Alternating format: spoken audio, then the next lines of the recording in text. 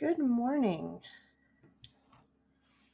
It is a nice sunny morning here in Tucson, Arizona, and my name is Jessica Feinberg, and I will be doing a really fun drawing and painting demonstration today. We're going to go a little more into step by step art here because this is one of our more formal events. So, we're going to be doing drawings that then becomes a painting of a lung dragon, and lung dragons are basically Asian dragons. They're lankier than your more traditional Western dragons. They usually have blunter snouts. They may have more furry slash dog-like appearance, and they tend to have more like antlers versus horns, or horns that are antler-like. And there are slight differences between Japanese, Chinese, and Korean lung dragons, but we're just going to be kind of playing around with a general lung dragon design.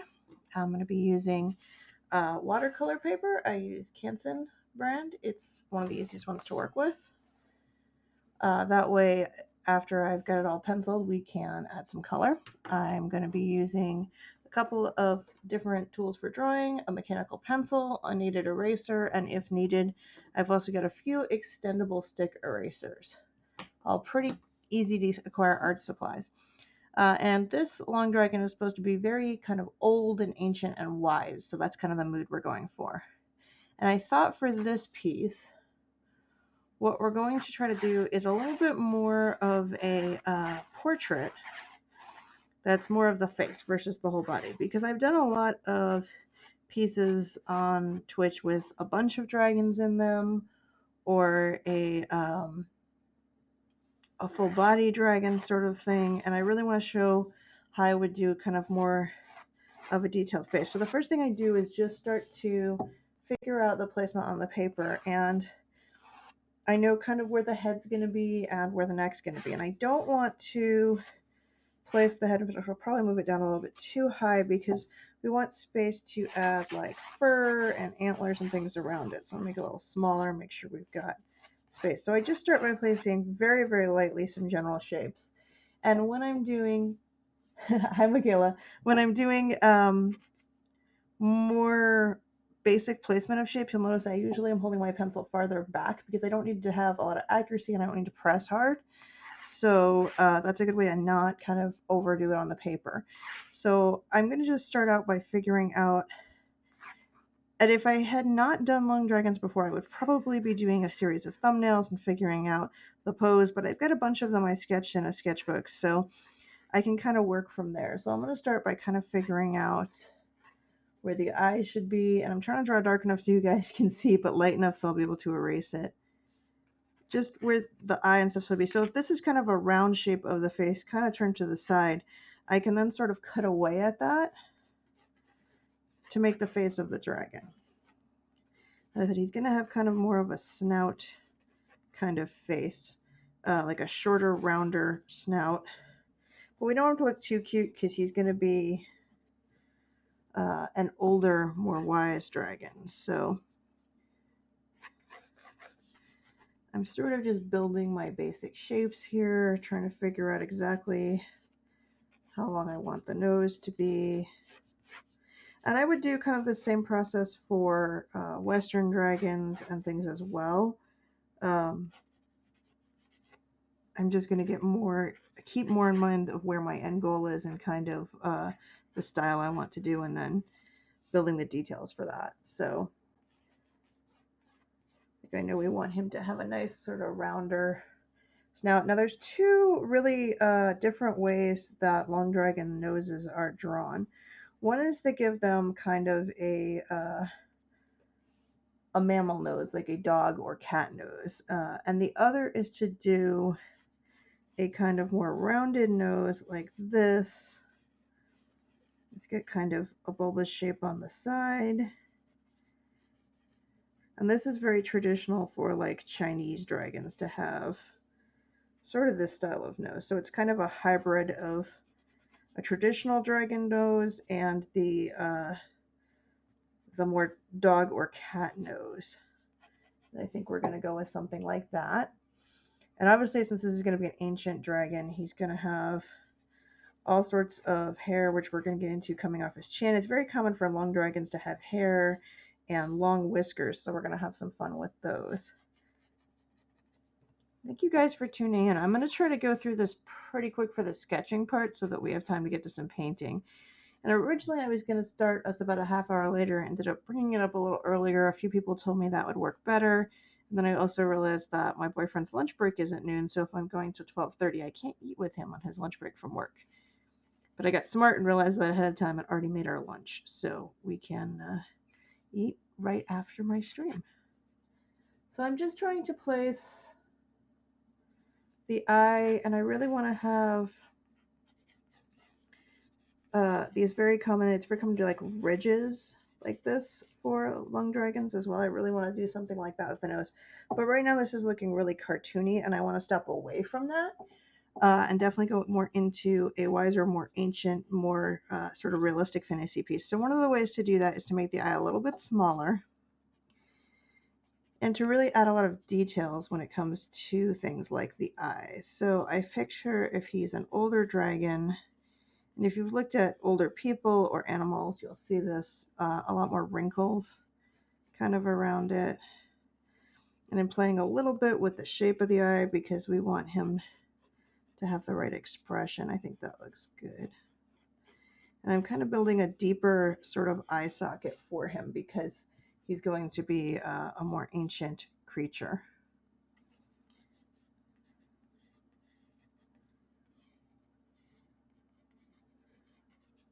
Okay.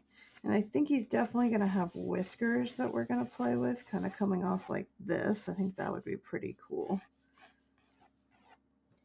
Figured it'd be fun to show this type of dragon because we've done so many kind of more traditional Western dragons. And I'm still debating if I want to stay with this more Chinese dragon style nose, which is kind of cuter, or go a little more to the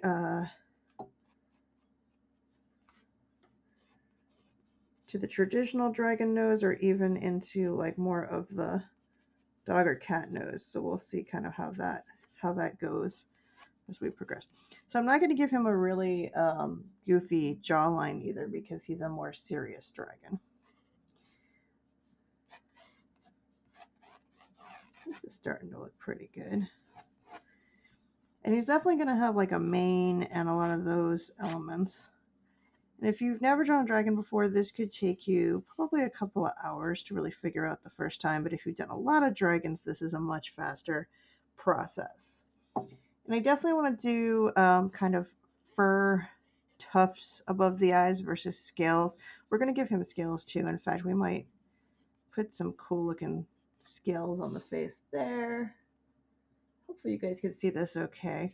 And one thing I don't love is I don't love kind of this shape. You should never be afraid to kind of tweak the shapes of your dragon faces and things if they're not working. And I think we'll just go maybe with 2 ridges or make these a little smaller. Something a little more like this. I might even include some cool spiral patterns on his face because I'm a fan of putting spirally things on everything recently. Yeah, the more details you build in, the more realistic something will look, and it can be a little tricky with lung dragons because you want both sort of reptilian things like scales and then also more mammal-like features like fur and whiskers and all kinds of fun stuff like that. So we're starting to get a good face built up. Clean up some of this top part here. And I definitely want him to have some type of horn or antler.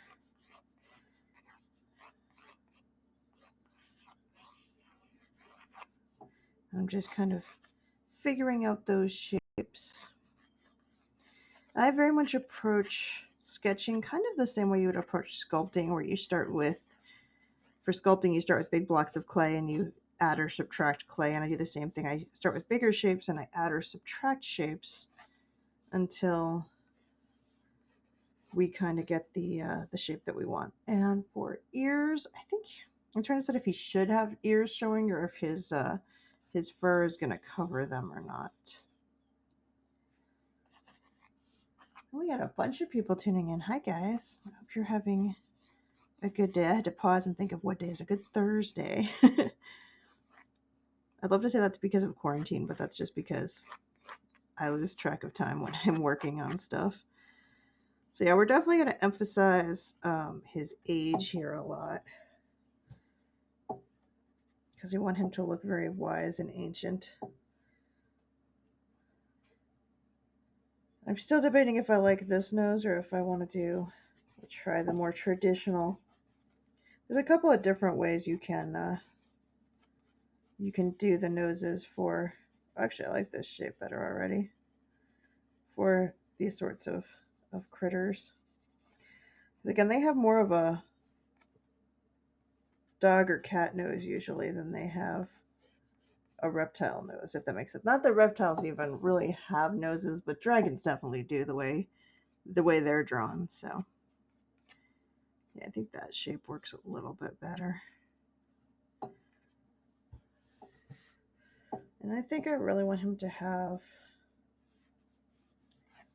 like a lot of mane showing here. So I'm trying to figure out some of our shapes for that. But he's already coming along pretty well. And where the mane's going to start, it'll be somewhere on the forehead here. He'll start having fur that goes back.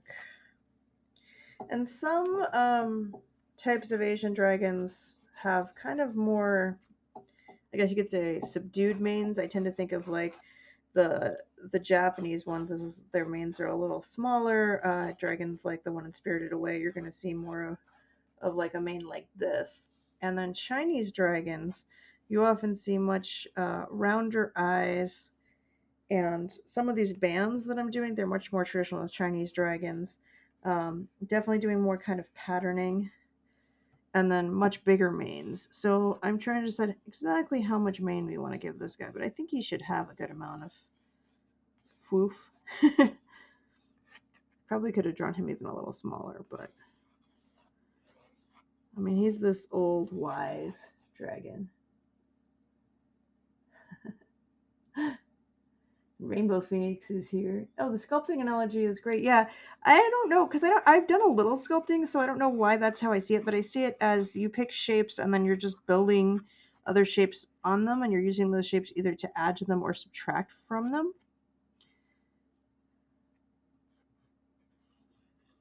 And his mane, I think, might be, because we can have fun painting it, might be pretty big here. We might give him a lot of foofy fur. What do you guys think? Make him really foofy. Yeah, I'm still debating if I'm completely happy with things like the eye. I really want this guy to be wise looking and not too goofy, so I'm kind of playing around a little bit with the eye shape here. I think he's looking pretty good. Now you might find as you learn to draw that there are different analogies or ways of thinking about things, whether it's sculpting or I don't know. I have a friend who wasn't able to grasp watercolor until she realized that it was the same process she used when she was dyeing her hair. So there's all sorts of different ways depending on our life experiences that we can learn. I think this guy's starting to look pretty good. I'm just debating how much of this foof back here we want, because I want him to look really cool, but I really want to be sure we get a kind of a cool shape of his face to stand out a little too. I kind of like playing around with that a little bit. See, I'll often play around with the face shapes a bit. Sometimes I have really specific goals in mind from like sketchbooks and things. And I feel like this horn would actually be farther over. So I'm going to take that out so we can really, I think his mane is mainly going to be up here. And sometimes I do give them ears. We could put like a little ear. And you tend to give lung dragons more, I'm trying to think, like dog-like, cat-like, bat-like ears versus Western European dragons, they tend to have more, always more floof. Okay, we can always give him more floof.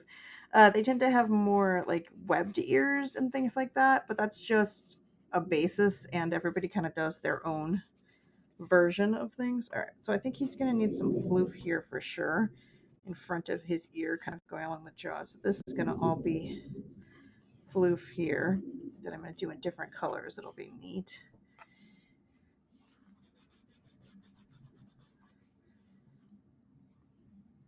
And then I'm going to make his floof up here a little more carefully planned than my original scribbles. I think that's pretty good.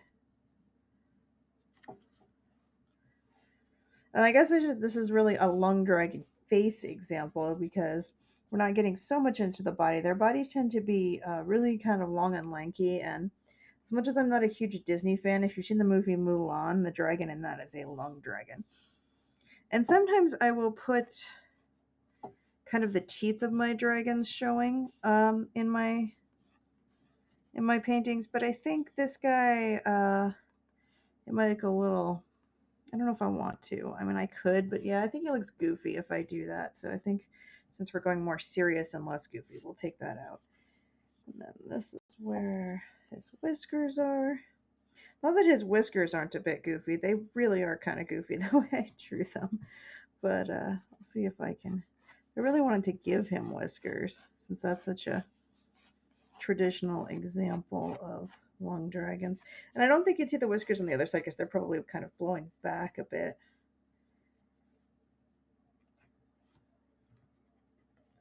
Just tweaking a few small things. Yes, Mushi is a lung dragon. Oh, well, lung dragons often walk on two legs or fly, but they don't usually have wings. Occasionally, I've seen them done with wings, but they tend to be much more like long serpent-like critters, and they tend to have like again, kind of those like blunter noses. He's not a super colorful like Chinese dragon in Mulan. Like I'm gonna definitely make this guy a bit more on the colorful side. That changed. Oh, that changed fast. Went to put food in the oven and came back and it's drying. Yeah, it's just about building things, and I'm trying to decide if I'm happy with kind of this weird nose I did. I don't necessarily always do noses in this style, but I think I can have some fun with this one, and I might even continue some of that patterning down the nose. So yeah, we're gonna make this guy really fancy. He's the kind of guy you'd go to consult for advice, or maybe he'd be guarding a valuable artifact. Just playing around a little more with his horn shapes up here. I'm doing this on a 9x12 because it's a little easier to show you guys the whole piece on camera versus doing a bigger piece where we might have some a lot more moving around to keep it on the camera. And then if I go too far out to show you guys more, then you don't get to see the details. So kind of a happy medium. Okay. And now I'm trying to decide, do we want to do this with ink and watercolor or just go right into watercolor? I mean, that was pretty fast. That was about a 20-minute sketch. We might just do this guy in watercolor. Dragon Soul's saying Quizzicuddle is awesome. Quizzicuddle isn't a lung dragon, though. Quizzicuddle is a cuddle dragon. They are basically tropical wyverns. So wyverns have wings and might have two arms, but they don't usually. They usually are basically just flying serpents. Versus lung dragons, they usually do have arms or legs and often have a lot of them. Some Chinese dragons you may have seen have a ton. There we go. Yes, Falkor is a lung dragon. Falkor, the dragon from Neverending Story, is a lung dragon, or at least is designed based on them because he's got those big floppy ears. I thought about trying to give this guy floppy ears, but I don't know if it would look right if we made his ears too floppy, and I don't have a lot of ear space here. But I think they probably start farther back here, his ears, and they're just behind all this floof that I was trying. And of course, there's a lot of artists, I've certainly done it, who mix elements from all of the different types of dragons together. I just thought it would be cool to kind of show a little bit different sort of dragon design and do a do a face. So I think we'll probably go right to watercolor.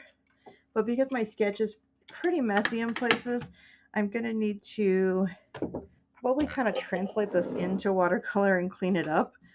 Um, and because he's going to be a pretty colorful long dragon, I think I'm going to do that tracing of my sketch with like a yellow ochre, or maybe not a lemon yellow, but like a brighter yellow here. So yeah, I'm just going to go right for watercolor so we can try to get as much of this done as we can. Hoping we can get this all done in 2 hours. So you get the speed sketch. But like, oh, you like how he's depicted? Well, which? Oh, you might be talking about a different Quetzalcoatl. The Quetzalcoatl I know is the one from ancient mythology. You said you're a huge DB fans of that Dragon Ball, because I don't really like Dragon Ball. I am not a fan of that art style. So if there's I think there's obviously dragons in it since it's called Dragon Ball, but I don't know if they did him traditionally or not. But the traditional Quetzalcoatl is a South American deity.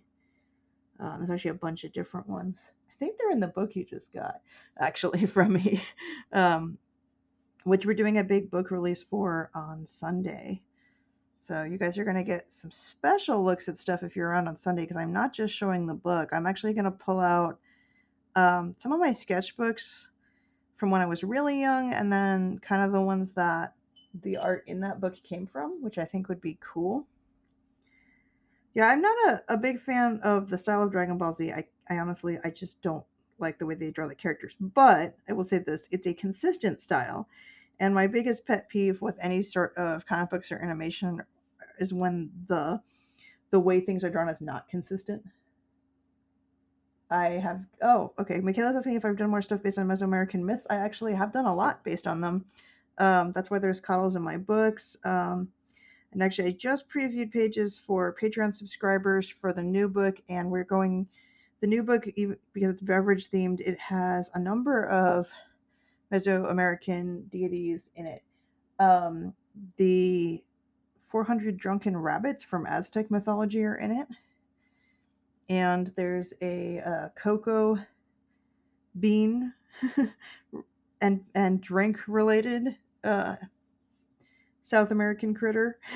So yeah, a lot of my stuff is inspired by mythology, but I kind of take it to where it would be today. Or I guess with this new book, I'm actually mentioning some stuff as myth and legends, which is a little more unusual for me in how I do the writing and art. Usually, I just do um, very specific uh, things kind of in our world, but some of them are species from myths and legends. But yeah, I don't tend to go into specific deities unless I'm kind of mentioning them in passing. And I think the one that's the book that's just we're having a release party for now, because I'm always working like on the next two books at the same time, has a section on ancient coddles, and that does mention Quetzalcoatl and stuff. Hi Gemma, I like that you put a lot of extra M's in your screen name. So, for those of you who don't know, Gemma, who's in our chat, is one of my editors and proofreaders and really good friends who keeps me sane. And it sucks because she moved away and then she moved back, and then I think we saw each other twice and she went into quarantine. Well, we all went into quarantine, so we don't get to hang out. Well, yeah, I have a lot of them. I mean, even going all the way back, I want to say to Dragon Scale, there are feathered critters in there, and definitely all of my elemental books talk about like the difference between coddles, and coddles pretty much come from all the South American folklore, the Mayans and the Aztecs, and I've gone a little into Egyptian mythology in my books because Gemma and I are both huge fans of mythology and archaeology, so I think we've both found ways to use them in our creative endeavors. So yeah, I'm just trying to kind of translate the line drawing I did into watercolor pretty quickly here so I can erase my pencils, and then I can get into doing all the different details and colors. We're going to make this guy pretty colorful, but I also want to make sure he looks like very ancient and wise. So a lot of facial hair, I feel like a lot of whiskers, and so I feel like the wiser you are probably as an ancient Asian dragon, the more whiskers you have. That's just my thing.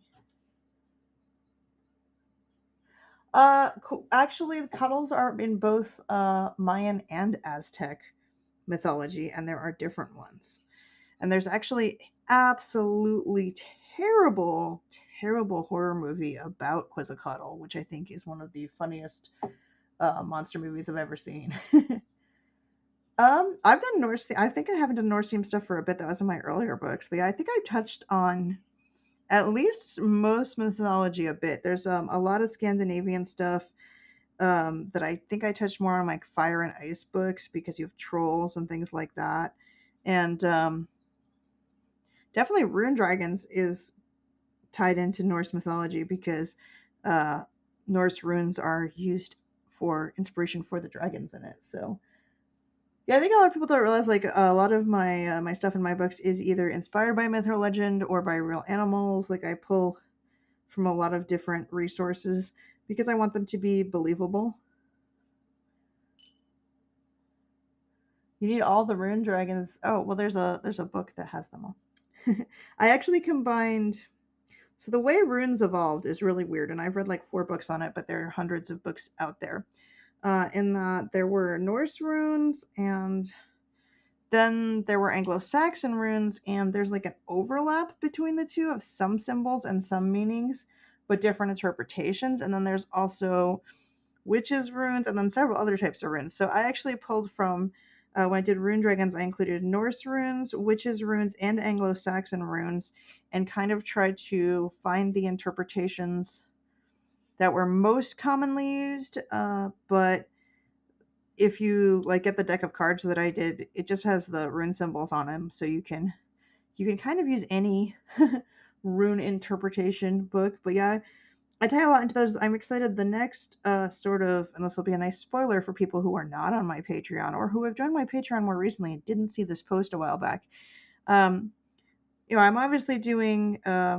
I've mentioned it a lot. The Beverage Beast book that's coming up, and a children's book. But I do have a plan for another book that's a more sort of mythological, epic, fancy. I guess you say fancy, detailed book like Rune Dragons, and it's going to be shapeshifter inspired. So there is a lot of mythology and folklore from all over the world. There's all kinds of Russian folklore I can touch on for that. That's cool. Yeah. So then, if you've done the Futark runes, then you know like a lot of the ones in the book, and in my deck of cards that I did, because I started with those, and then we just kept adding more runes to it.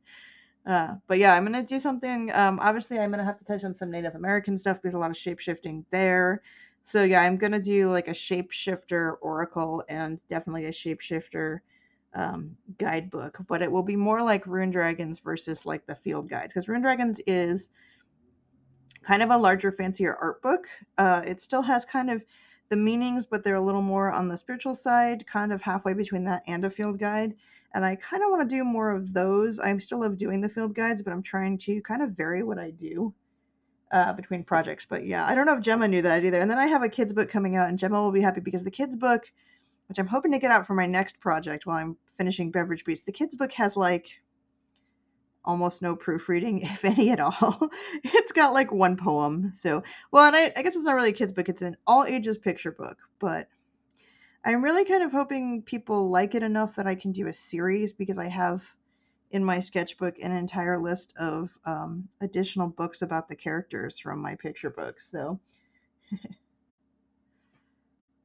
I'm kind of excited to do that. I kind of feel like people get into whatever I've created like a year or two afterwards. Like now fairies are really in, and I'm like, dang it, I did a fairy oracle like 2.5, 3 years ago, and for a while it wasn't selling. Then suddenly in the last 6 months we've sold like every copy of any deck of cards I had related to that. Um, and I am looking into doing on-demand printing for decks of cards.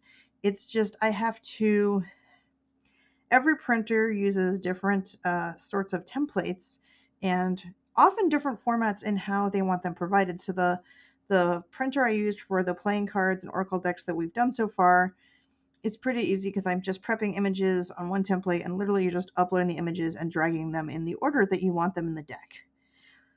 And the printer that does the on demand that I like the best is just going to be a little more work. I have to provide it as a multi page PDF of the deck. and it has to be on a slightly different template. So I have all the art. It's just like, okay, now I've got to kind of like slightly rescale the art and adjust all of that. So as you can see, we've got kind of a good outline going on a lot of the face. What I'm hoping is some of it will dry soon.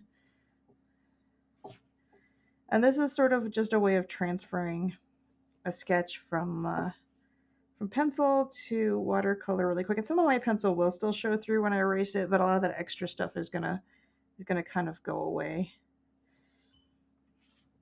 And as I paint over it, we won't see the pencil anyway. So, because yeah, I was kind of really messy with the beard down here. I kind of swirled a lot of hair back and forth, and I'm going to try to clean this up a little so I can see where I actually have to draw the beard. There we go. He's pretty cute looking. I don't know if I'm ahead of the game. I just tend to keep kind of lists of ideas. But yeah, people keep coming with ideas for creatures that we either did 3 or 4 months ago on Patreon for the next book, or that I did years ago. And I'm like, no, I don't know, I did that. It's in a book. I'd love to do more with trolls though, because I think trolls are I think the only book I have them in is my ice book. Um, and a lot of Scandinavian mythology about trolls. Like, I'd love to do something that goes more into trolls and goblins and ogres and those things. So that's kind of on my mind too. I mean, I still have somewhere in the back of my head that I want to do an entire book of goblin inventions that are completely ridiculously overly complicated with like blueprints and stuff. It's just, I know that's going to be a lot of work. But yeah, I have like lists and lists of ideas, and you guys are great because you're always giving me more. And I know Gemma's been doing posting a lot of videos on, I think, Facebook and maybe Instagram of her reading her book, which is an awesome epic YA fantasy book, and hopefully two is coming. If you're not working, you have time to sit there and work on your book. So I want to read it. But I'm hoping we can also get some more people onto Twitch, because I was doing a little bit of Facebook streaming and YouTube streaming, and then I realized how much easier it is to use Twitch. I think his Twitch is just designed for streaming. And the cool thing is, Twitch, once you kind of get going on it a little bit, they kind of unlock more features as you've streamed more, so that they want to make sure that you're like really serious about what you're doing, I guess. But now I can easily, when I finish a video, tell it to export it to YouTube, and I don't have to download it and re-upload it. It just exports the video to YouTube. I even have the option of having it split into a series of 15-minute videos if I want to, because my videos like this only stay on Patreon for about 2 weeks, so I like to have them stored somewhere.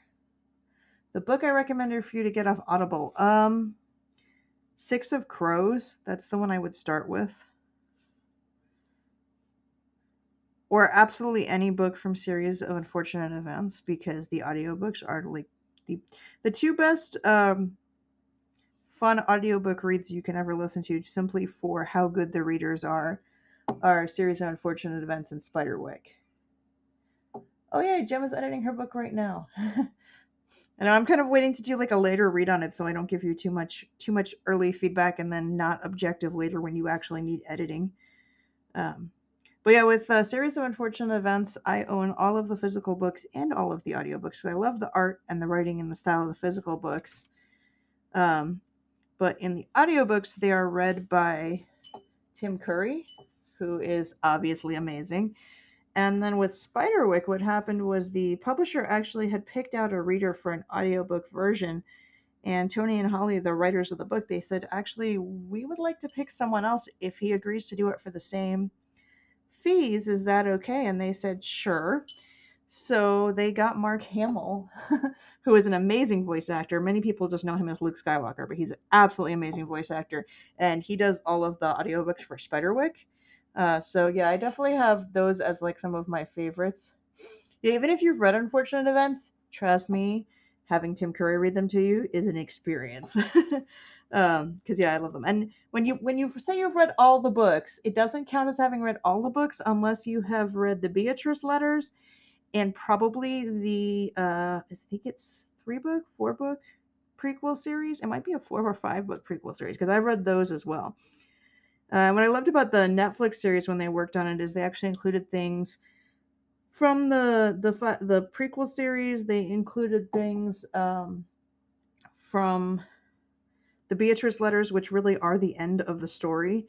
Like, you're missing the entire end of the story if you stop at book 13 and don't read the Beatrice letters, even though it's very short, kind of weird little book. Because it actually has letters. It's not like a traditional book, but yeah, that's what tells you what really happens at the end of the story. So, uh, yeah, I'm kind of a huge series of unfortunate events fan. I love writers who play with the style in writing. I was actually noticing there are a lot of similarities to what I like about series of unfortunate events and DuckTales, as weird as that sounds, because the traditional types of stories they tell with Donald Duck and Uncle Scrooge have a very similar sort of whimsy to them. Um, and sometimes complete ridiculousness of your brain going, well, how would that work? But okay, I'm just going to accept that. We've been catching up on the newer DuckTales, which I love. My general opinion is if you are like a diehard fan of the original DuckTales animated series and have only ever watched that and no other related duck themed series, Disney series, or ever read any books, you might not like the new one. Yeah, Ninth House as well. It's by the same writer who did Six of Crows. Six of Crows is her more fantasy one, and Ninth House is set in our world. Uh, Ninth House is not a young adult book though, so Six of Crows is a little more well, even that's not that PG, but yeah, Ninth House, don't let any small children hear that, because it's got some I don't know if I'd say violence as much as just some icky stuff, but I think it's the best thing that she's written. And I've been listening to King of Scars, which is the series of books she did that comes after Six of Crows and whatever the one is after that, I can't remember. Uh, well, I wait very slowly for like all my writers are like pushing fish. We have new books coming out. I'm like, oh, cool. And then I look and it's like they have new books coming out in like August. I'm like, no, that's not soon. That's way too long for me to wait for an audiobook. Can't tell me something's coming out and not have it be in the next few weeks. That's not fair. But yeah, I tend to do audiobooks a lot because it's a little bit easier and faster if I'm painting. Like otherwise, it takes me a while to read stuff. And I used to read three or four books a week, but then I started doing as much art as I do and doing as much writing as I do, and it became a lot harder to find time to read. So just to show you guys, now that we have at least the stuff on his face dry, if I start erasing this, and I use my kneaded erasers for this, they're like really soft, so they won't damage the paper. Can't tell you how many times, especially as a younger artist, I'd grab like a pink eraser or something, and it would just destroy my paper. You can see I can clean this up, and we end up with a pretty good line drawing. Just lighten the eye a bit so I can see what I want to do there. We end up with a pretty good line drawing for our dragon. And there are some people. Oh, we're trying to make Gemma do an audiobook version of hers. I know she was going to. She's actually a great reader, so maybe someday we'll get her to do audiobook versions of my books. I don't know how that would work, but because of them being field guides. But I suppose that I could still have an audiobook version done of it. I don't know.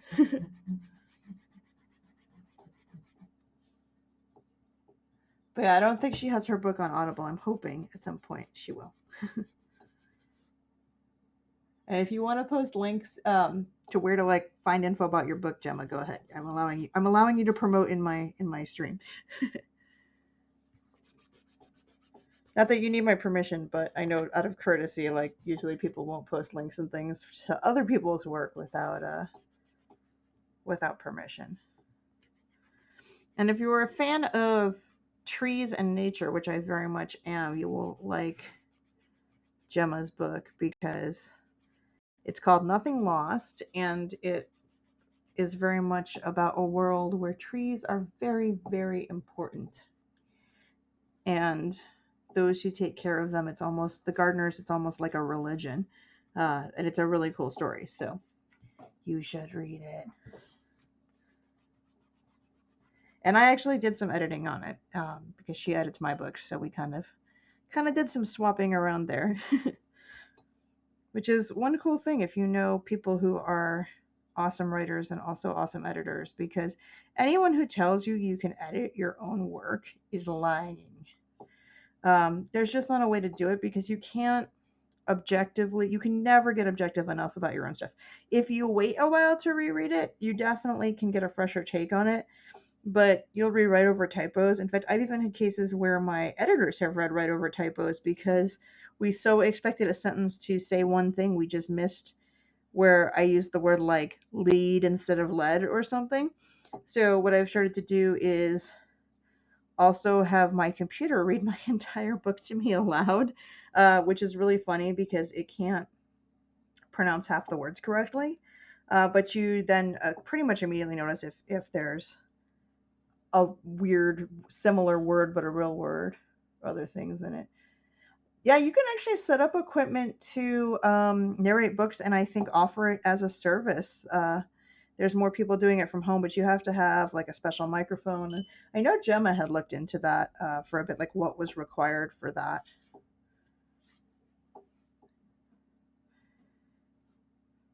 And the other thing, I don't know if I've ever seen if they have a good audiobook of it. I'm a big fan of Narnia, the books, and actually the original BBC series as well, not the newer movies. Uh, Yay, she was going to narrate it herself eventually. But oh, that's right, you've got videos of you reading it, which is also kind of like an audiobook, so that works, and they're free, so you can at least kind of sample what the book is like. I feel like Gemma makes her fans a little more emotionally charged with her books. Because we've had people, thank you for knowing the BBC Narnia series. Yay! It has an incredibly low budget. Like, they even use paper animation for some of the animals, but it is so much truer to the story, and it has some really amazing, weird cast in it. When they did the Silver Chair. Oh, yeah. Just be warned if you've read Lee Badagra's other books. They're young adult, and Ninth House is not. It is an adult book, which means that there's like some gore and stuff in it. Like, I was a little like, whoa, when I was listening to it. It was a little not quite what I expected. But then her other books are all high fantasy, and Ninth House is basically urban fantasy. So it's set in our world, and it's actually set where she went to college. So her descriptions of everything, all the places, even the um, 8 houses in the book are all real houses that you can pledge to, but she added in kind of like magic, like the way that Harry Potter has houses like Gryffindor and stuff, except that it's like a lot more scary and adult and stuff. Yeah. I have a DVD box set of Narnia too. That's yay. So a lot of people don't realize that the old BBC version of Narnia, they went all the way to the Silver Chair. And in the Silver Chair, my favorite character in Narnia is Puddleglum the Marshwiggle, which is one of the best names ever. And Puddleglum is essentially a species called a Marshwiggle, and his name is Puddleglum because he's like Eeyore from Winnie the Pooh, but like 1,000 times worse. He is just so negative and so depressed to the point of it being incredibly comical. And the BBC version, they had Tom Baker, who is really famous for mainly for Doctor Who, but for a few other things as well. They had him play Puddleglum the Marshwiggle, and I love that version. And then I also love the Sherlock Holmes that he did, which is really random that he, after doing Doctor Who, did a version of Hound of the Baskervilles, which I apparently have become kind of a Sherlock Holmes series and movie expert accidentally. I ended up kind of watching almost every version of anything based on Sherlock Holmes. That it wasn't intentional, that just happened. And I'm also a huge fan, because I like mysteries, of the new Nancy Drew series, and I have a new episode waiting to watch. Some people are very upset about it because they went in a completely different direction from the Nancy Drew books. But if you're a Nancy Drew fan, you know there have been like 10 different series of books at least. And let's say like the Nancy Drew Files from the 90s were much more adult and often had Nancy having a romance with Frank, not Ned, Frank from the Hardy Boys, and a bunch of other stuff. So they've done a lot of different versions before. And I think if they were going to do a new Nancy Drew TV series, they did the best thing possible, which was do a completely different take on it. So I can only describe it as if Nancy Drew were an Asian horror film, but still kind of a Scooby Doo mystery at the same time.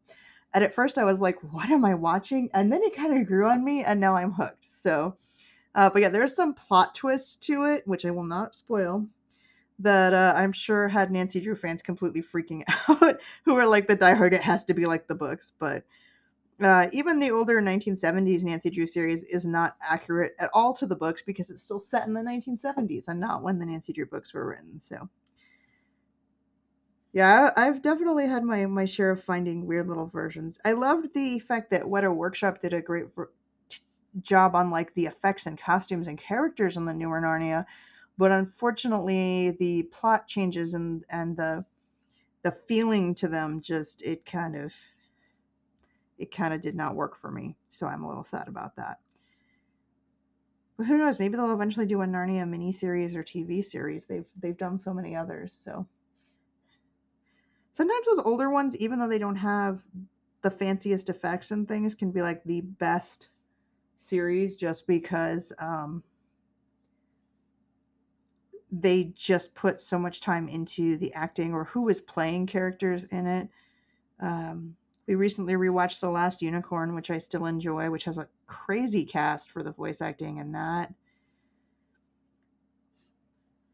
There we go.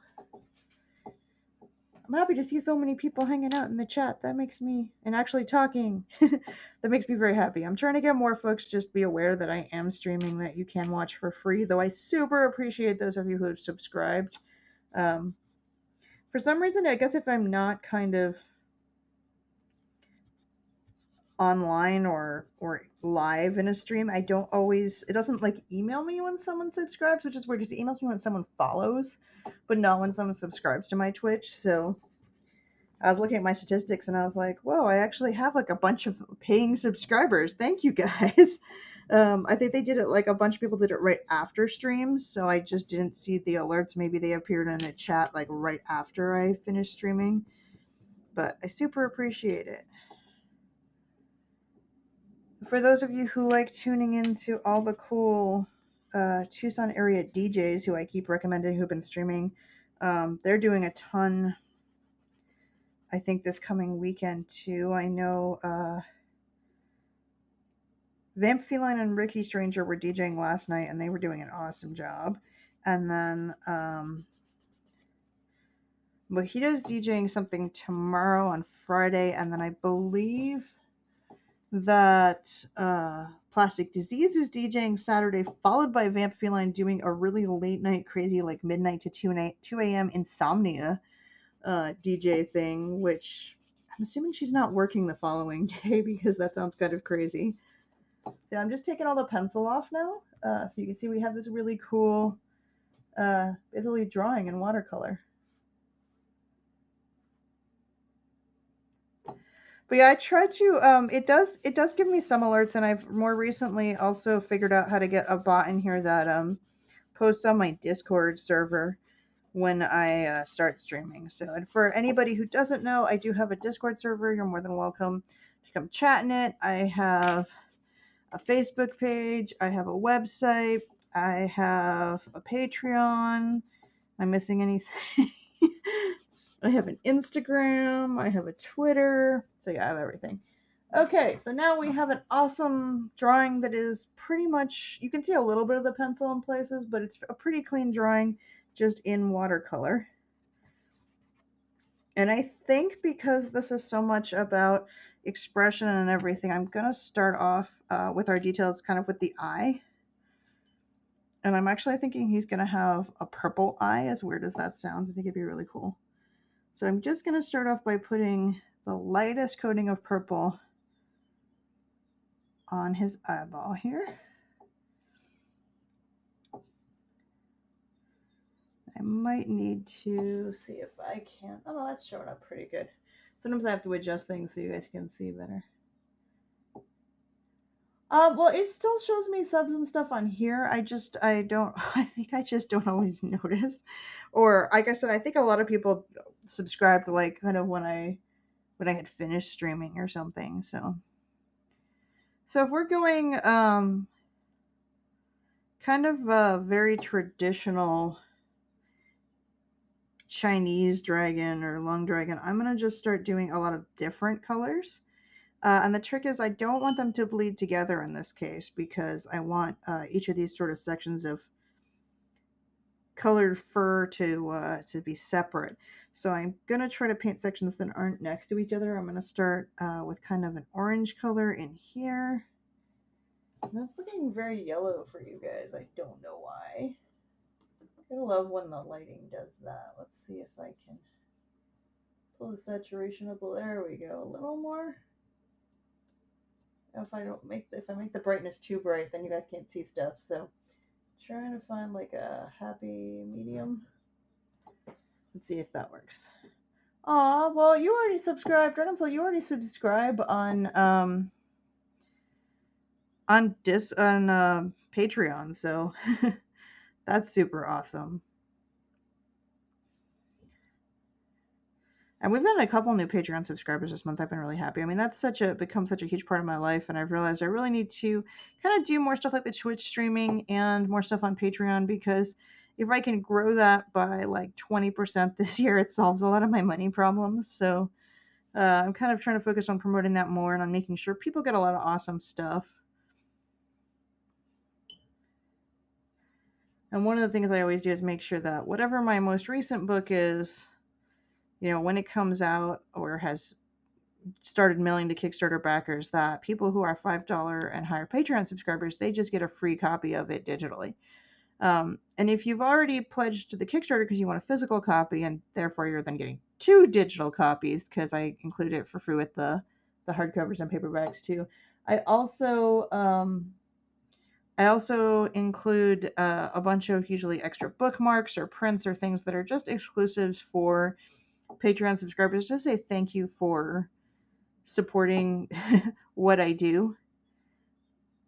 And it's not just that it financially supports what I do, but a lot of times when we're creating for artists and writers, we don't get a ton of feedback. So the wonderful thing about Kickstarter and then Patreon kind of coming in and now Twitch is that we can kind of find out if you guys like what we're doing as we're doing it. And I don't know how to get this to adjust a color temperature here at all because this is bugging me. It looks really yellow on the computer. And it is actually quite orange, so it is just bugging me. I don't know. I have it on auto white balance. I wonder. See, I think if I turn this off, it's gonna get really weird. Actually, the color looks more like that. It's just looking a little the white paper's looking a little blue. But let's see if that works better. I think it was my auto white balance adjustment. Huh. And yeah, if you have Amazon Prime and you link it, you get 1 month subscription, I believe, free, or one free subscription per month. So you can just pick what you're doing. They also started doing a new thing just this week on Twitch where I can stream basically movie parties. So since I'm an Amazon Prime member because I order a lot of shipping supplies and things, and honestly, just with um, supplies for orders, supplies for shipping, all the Kickstarter stuff out, it's just easier to have the Prime shipping and stuff. And then they eventually added in all the movie stuff to that, so I already have that. But if enough people have Amazon Prime who want it, I can totally stream some of the movies I'm always talking about or the TV series, my favorite episodes, and we can watch them together and talk about that. I'm not sure if that's something folks are interested in. They had a lot of good stuff up there. I saw Bones and Psych were on the streaming list, and I was like, oh man, I have a absolute favorite episode of Bones. Which, if you're a Bones fan, it's the one with the bear, which is in season 1, I think. Okay, so we have the eyes starting to dry. So I'm going to come in very carefully with dark blue. I'm just going to give him a very slit-like pupil in his eye here. So this is just about layering colors, and because I let the purple dry, I can now layer in colors on top of it, and they will not blend into my purple. And I do want that to be a little more purple, so since that's still wet, if I add more purple now, it should just darken that blue. There we go. Now he has an eye. Bones is if you can suspend reality in the way that if you know anything about actual crime forensics, if you can suspend a lot of that, because some of it's true and some of it's not. Like every crime show always shows them getting back fingerprints like really, really fast from things, and that is not how it works in real life. Those sort of things. Rainbow Phoenix says Grandpa Dragon is making sexy eyes at the camera. He's not a Grandpa Dragon. He is an ancient and wise dragon. I don't know if he's a grandpa. So yeah, I'm starting to add in some red now, and I'm just kind of following the ideas we had for his tufty shapes here. So he's gonna have almost like flame ish colors around the eyes, but I'm going to bring some more blues and purples and greens into this too. He's going to be a really colorful dragon. But unlike some of the other paintings I've done on Twitch where the colors are very sort of blended into rainbowy mess, in this case I'm doing them very, very separate. So it should be cool.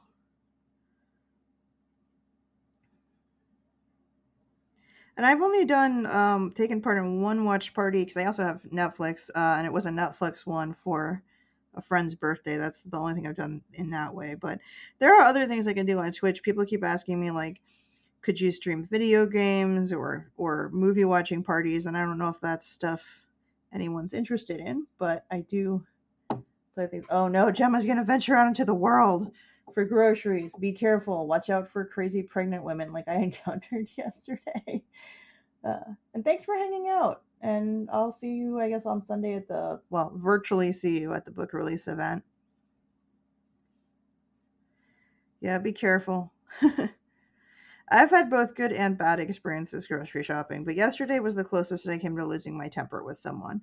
But the thing that stopped me was that I actually really like all of the employees at my Trader Joe's because I've been going there for years, so I at least know them to say hi, and I didn't want to make their day harder by picking a fight with someone. And I'm not a person who ever picks fights with someone, so I had to be really pushed to be kind of annoyed. But I guess what's bugging me about a lot of people is that everyone has their own views as to how seriously or not seriously to take the stay at home and the quarantines and the virus and everything, and that's fine. But if you are going to be out in a public place doing grocery shopping, whatever it is, I think you have to respect that other people might be taking it more seriously. And so, even if you don't feel like you need the space, you need to respect the fact that many other people do want social distancing space and be a decent human being and give that to them. Because I've definitely had experiences both ways, but I've also encountered some really nice people out shopping, so that's cool too. So I think be cool to just have some yellow, some lighter yellow kind of on his face here.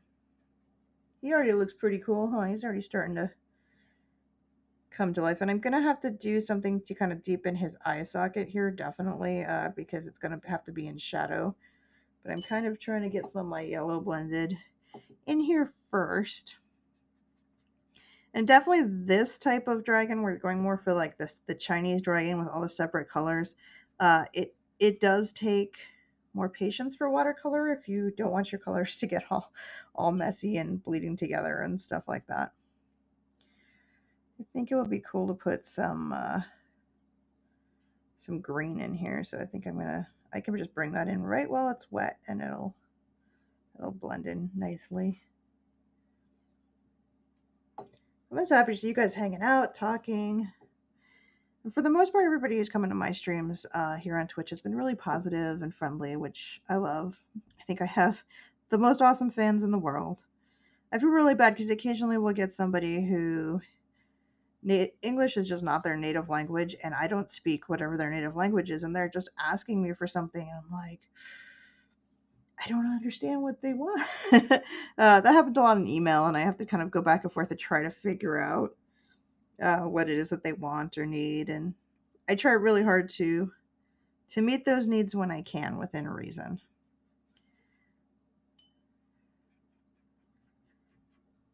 And I do put a lot of thought into kind of the pricing on the things that I do and why they're priced that way, and try to make sure people get everything they can for their money when they buy my work. So, unfortunately, I don't have a lot of say in things like how much it costs to ship things or print things. So, I have to kind of work with what prices I'm being charged for those things and go from there.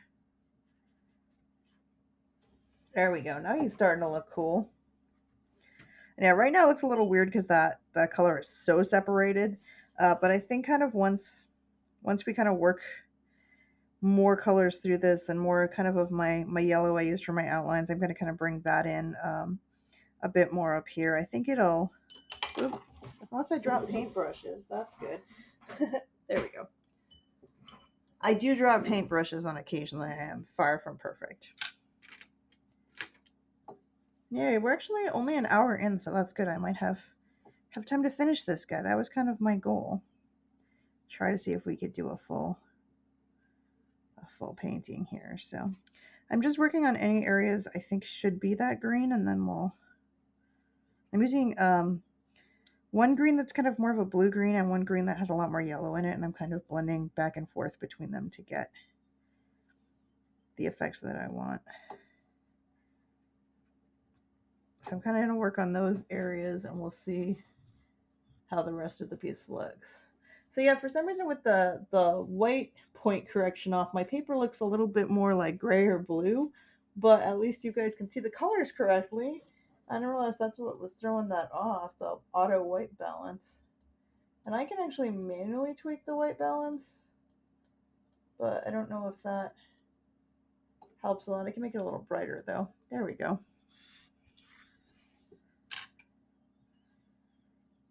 So let's see. I think he's going to have more green on his chin. And yeah, I had a really interesting experience venturing out for groceries. But before I went out for groceries yesterday, I actually went to see a friend. And by see a friend, I mean we stood like 10 feet apart and had a 10-minute conversation. Because I was picking up, she saw that my boyfriend's mask, we had masks from a while ago from when we spray painted our mailboxes. We had a pack of them, so we had some left. And they were the best ones, the ones that they recommend. uh, are the best filtering masks. But unfortunately, his like they just started to wear out. They had that like rubber band elastic on them, and they get grungy. And his broke, so he took mine to work, and because I was almost never using mine.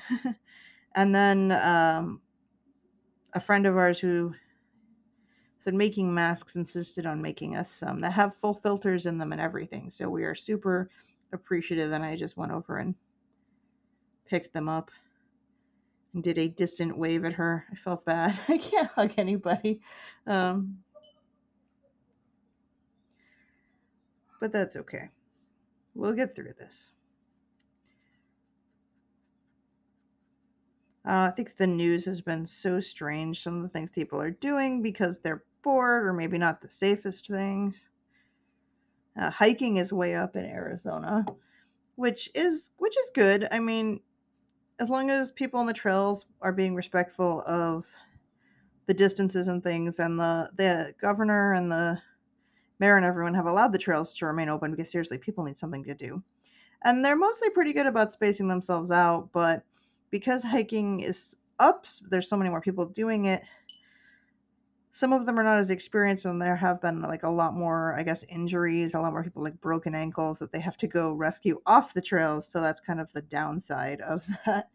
Um, and when I used to live in Sedona, which I did for 2 or 3 years, there were always a few people who would have to get rescued every summer, and occasionally people who would die because they were kind of stupid. They would like go out hiking in the middle of the day, in the middle of the summer when it's already at least 100 degrees outside, and they wouldn't take any water with them. Okay, I'm not sure why you wouldn't just step outside and go, gosh, it's hot out here. I should probably have water with me, or maybe not hike at noon in the middle of the summer, but I guess there will always be people who will attempt those things, and then they have to get choppered out and rescued off rocks when they climb up higher than the trail says they're allowed to, and fun things like that. There we go.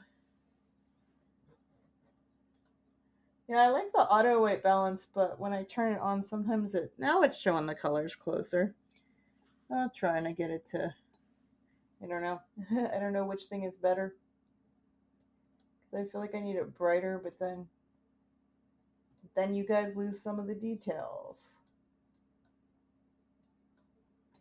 That's closer to what it looks like. I know as an artist, I want to make sure that whatever you guys are seeing is close to what I'm doing, so that if you try to do it yourselves, you're not like, why are the colors all different? So I'm debating kind of where we want to put some of the other colors in here. I think his nose needs to be green as well. But then a lot of these other details in fur are going to be different colors. And I think I need to put the purple somewhere other than just in his eyes. So I think I might put some purple fur on him, or some blue fur, or both. And if you guys have any questions, I am super happy to answer them. I try to mention a lot of stuff in videos, and this one I didn't go over kind of my paint brands and things like that, because I've done that in many, many other videos. But if anyone needs that information, again, I am super happy to talk about it. I tend to talk a lot about books and movies because I love books and movies and animals. Those seem to come up a lot in my streams. I'm just gonna work some blue in here, at least for some of his fur. And I might work some purple in here too. I'll have to see.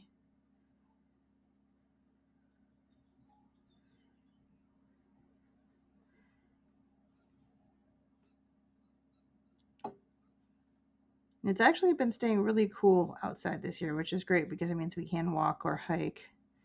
I got out for a short walk this morning.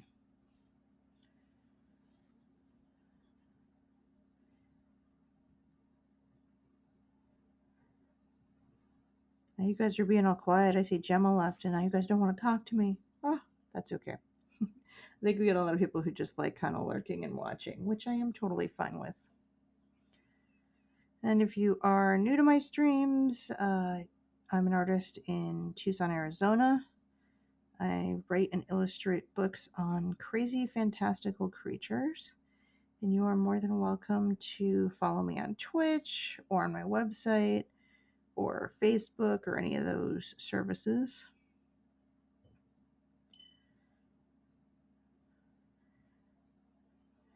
And I know right now this guy doesn't necessarily look like an ancient dragon. We're definitely going to add, like, I have the details there, but they're really light right now, so I'm going to have to go in and really add a lot. And in this case, I actually want my my violet color here to blend into my blue a little bit. And I'm going to go back in and really kind of pop out some of those edges. Yeah, I don't know why people think so many of us are just sitting at home with nothing to do. I think there are people doing that because I've seen some very odd YouTube videos of things they've come up with to do. But a lot of us like have studying or have work to get done still, especially if you already worked from home like I did. That didn't really change things that much. It did push me to start streaming because I'd only done it a little bit on YouTube and used to be pretty shy about it, which is weird because I talk to people at conventions all the time without an issue. So kind of pushed me to a new deck for the game that you play. That sounds cool.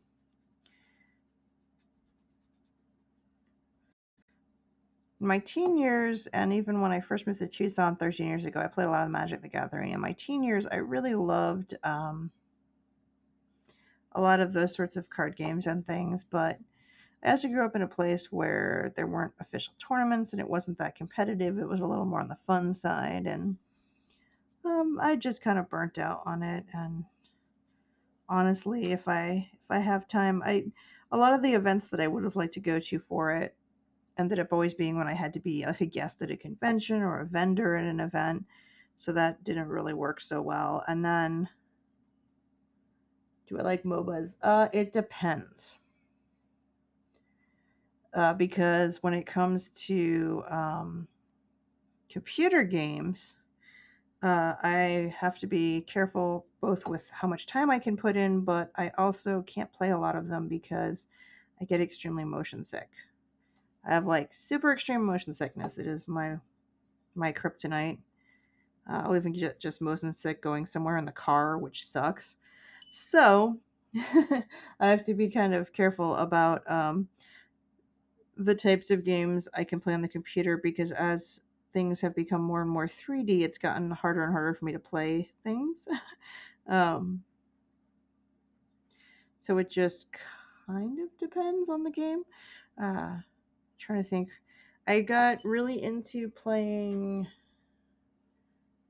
Yeah, I don't do any tabletop. I mean, I've designed and put out a tabletop game, and I have a few other card games kind of in the back of my mind that I want to get to. Um, but I don't really do a lot of board games and card games because mostly it's just me and my boyfriend at home, and we usually end up just wanting to watch a movie or play video games or take a walk or hike or something like that. So, yeah, if I had more time, I'd be reading more books. That would definitely fall in before the tabletop games. And when I did do tabletop games, it was definitely more card games than board games. But I know a lot of people who watch my stream are gamers. There's a lot of folks I know who are fans of mine who play. WoW is a big thing still. I don't know how WoW is a big thing still, but I thought it was hysterically funny that the first online role playing game that I ever played still exists and you can still play it. And they have not updated the artwork in it much to speak of. And we're talking about something from the late 90s. Yeah, I kind of figured. I think, Michaela, you and my friend Gina, and possibly, I can't remember if Rainbow Phoenix is a WoW player or not. I think so. Um, yeah, I'm not a huge fan of Blizzard. I had some interesting experiences with the company. I don't like to get into them on stream and have a record of that stuff, but they don't treat their creative teams the best. It's why there's a lot of turnover there because they'll get awesome creators who work on stuff and then leave. And a lot of the bigger companies, I mean, I play games that Blizzard has put out, I play games that Ubisoft has put out, but part of the problem is that they often, as someone who used to work in software, they'll charge like this ridiculous, like $60, $70 price for a game, and they haven't really tested it, and it's so buggy, you've got to wait for the game to be out for a while, which sucks. I'm a huge fan, I know I've mentioned it before, of Path of Exile because their business model is more like mine, where they do a lot of stuff for free and you contribute if you can. And they work very closely with their players and their fan base, and their quality and control is much, much higher. So, Path of Exile, I play, let's see, other games I've played more recently. Titanfall, which is not is it Titanfall? Planetfall, which is from the Age of Wonders series. If you're a fan of the old Heroes of Might and Magic, it's sort of somewhere between maybe like that and StarCraft, but it's a really cool. And they did a sci-fi one, which is what Planetfall is. It's really cool. I got it when they were doing a sale. I was like, it's finally on sale. It's mine. So I've been waiting for that one. I am super excited and waiting and waiting and waiting for Torchlight 3. Um, for folks who are not familiar with what that is the one of the early role-playing games that was a huge hit on PC was Diablo.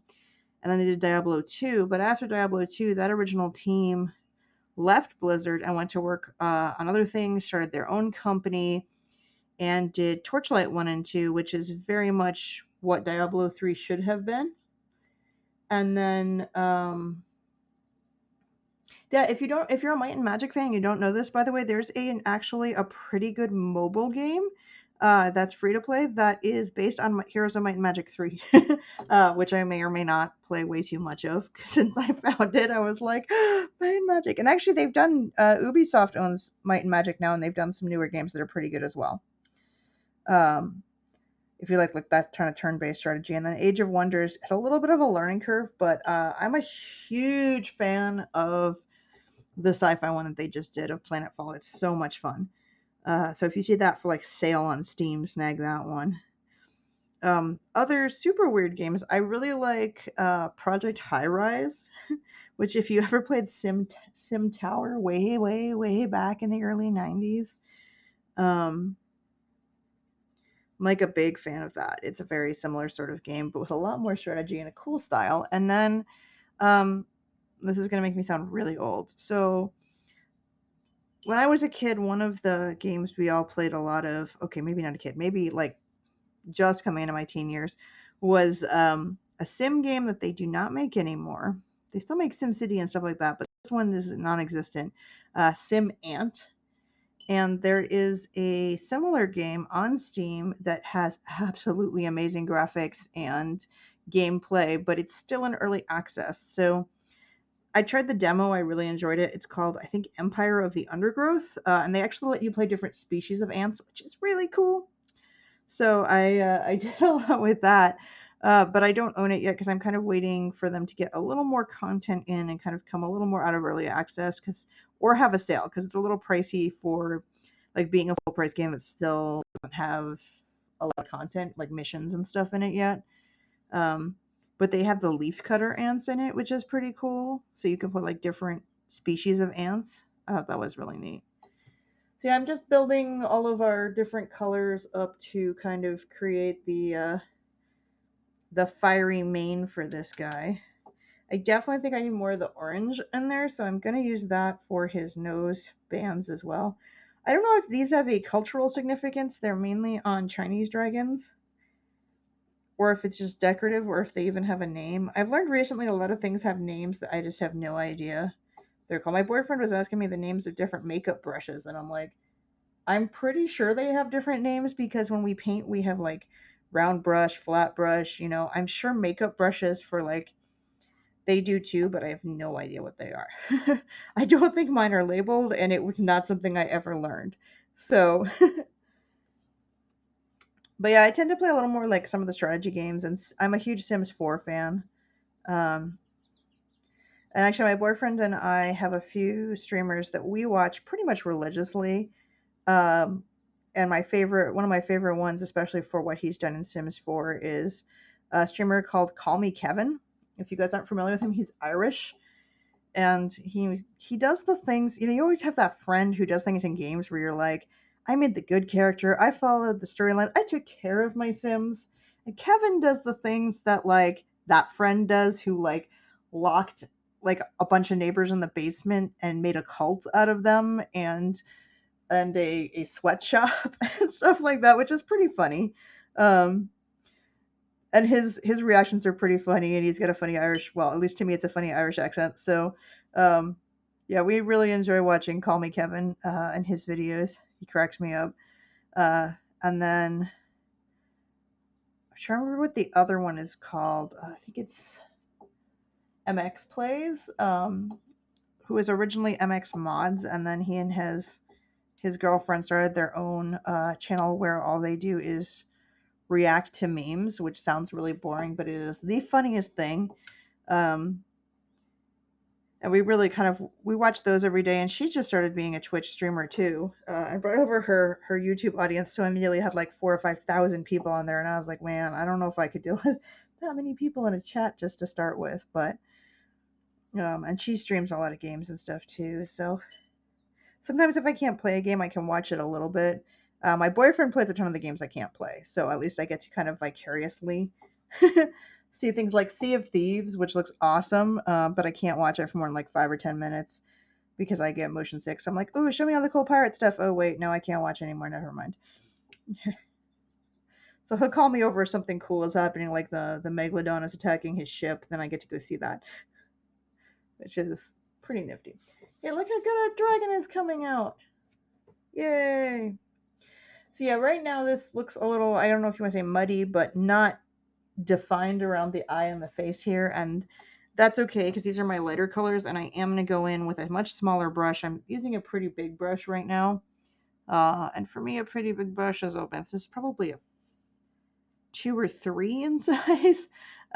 It's actually worn off the brush, but um, I'll do that and get kind of my my base colors in, and then I will kind of go back and add in a lot of those details. I'm also trying to kind of balance the colors, so like where we have a lot of red up here, I think I've got to bring some more reds down into some of these other places so it doesn't look super weird that there's like red and bright orange just in a few places on one side of his face. So I try to balance those out a bit. I'm just working each section and letting it dry, which is super fun. You have to just kind of know which order you've been working in so you're not smudging your paint and fun things like that. Um, this should be a really neat piece and a little bit different than some of the others we've done. So I think that's worth showing. And a lot of people told me that kind of mid morning is a good time for me to stream. I'm not running into a lot of the like DJ streamers at night, and it's late enough that if you were a DJ streamer and you want to come watch me after that and you need some sleep first, you can. Things like that. So trying to have some awareness of when I schedule things. I try.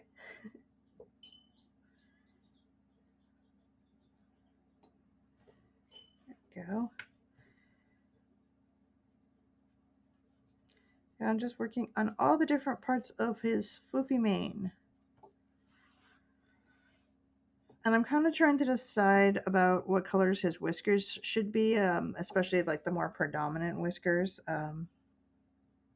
I feel like I'm missing kind of a line here, which would have been the line of his neck kind of coming down. I may have painted over that when I was doing the whiskers and everything, so I'm just gonna rough that in so I have an idea of where his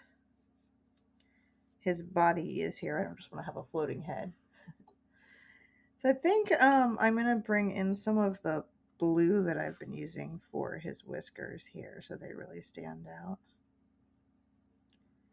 And I'll probably do this darker blue and then mix some of my lighter cerulean blue in there too, so it's not too overpowering.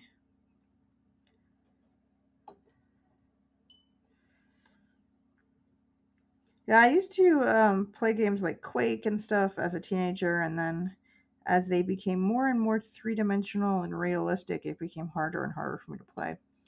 Oh, I know what other game I can mention. I have a soft spot. I haven't played them in a while for a couple of older games. I guess the mid game is not super old, but the Van Helsing series of RPG games for the computer. Those are super fun. Um, because they have, not only do you get to like have a ghost as a sidekick and go fight all these monsters and everything, and have all kinds of weird builds you can do for what the character kind of specializes in, but you can also encounter all kinds of bizarre references to science fiction and fantasy movies that they hid throughout the game. At one point, there is basically a Stargate in the game. That's a pretty obvious reference to that. There's a reference to aliens, some stuff like that. So that's kind of neat. And then going back for older games, and which they've done a few newer ones of, which I have, which I enjoy too. The King's Quest games and the Monkey Island games are probably my favorites because I like bad puns. And if you ever played a King's Quest game, you know this. But whenever you die, you're told a really bad pun related to how you die. Like if in the newer one, if you're eaten by the giant, I think it's a mole, it might be a rat, but if you're eaten by it, it says something about weapons of mouse destruction. Like it's just really bad puns. And the newer one that they did before Telltale Games closed was amazing. I wish they had done more in that series. It has some of the best voice acting I have ever seen in a video game, so is really impressed. Okay. Just working on all of his whiskers and things. And like I said, right now I think it looks a little weird, especially with this blue band I did kind of around his nose here, and I have to work a bit on how all these things are going to connect together and not look too weird. We'll get there.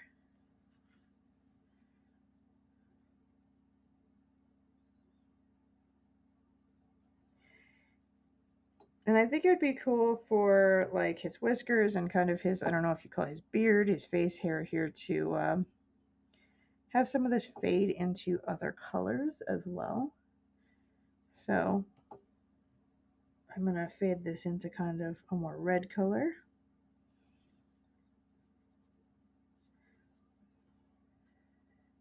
And I might seem to be jumping all over the place here, but it's because I have to wait for sections of the painting to dry before I can go back to them. So kind of working each section as I can.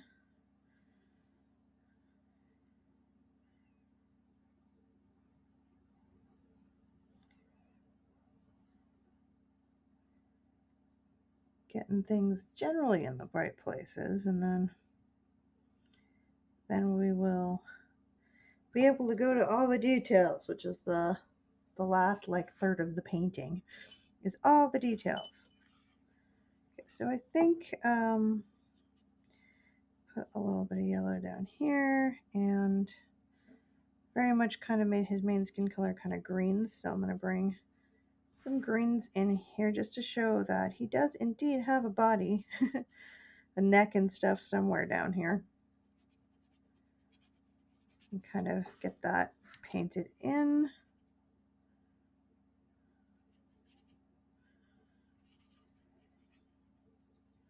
Because you're going to see all of that kind of in this area here. Kind of in between and underneath his whiskers. And this is definitely an exercise in strategic planning of where to paint and patience so you don't end up messing up stuff that's drying.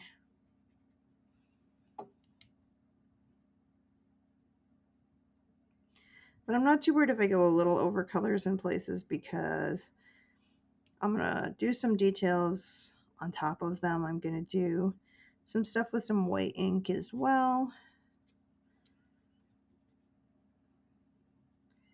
And hopefully it'll be fast enough I'll be able to show all that. I know I'm getting close on the main colors here.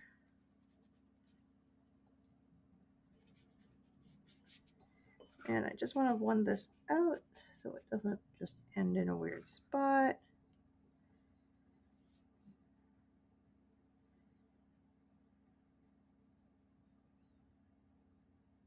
There we go. Looks pretty good. And I do want him to have some actual yellow areas and whiskers and things too. So I think some of these ones right on his chin, I'm going to take more as like a yellow and orange blend here.